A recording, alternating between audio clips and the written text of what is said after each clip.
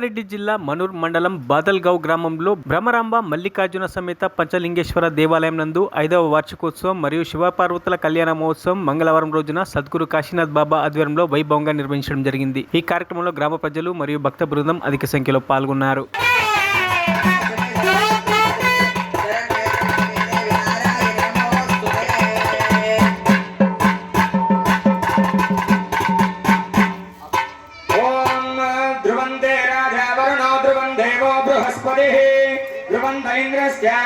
राष्ट्रं धारयतां ध्रुवं माङ्गल्यधारणमुहूर्तस्तु मुहूर्तकाले सुप्रतिष्ठितमस्तु अक्षतारोपणं करिष्ये.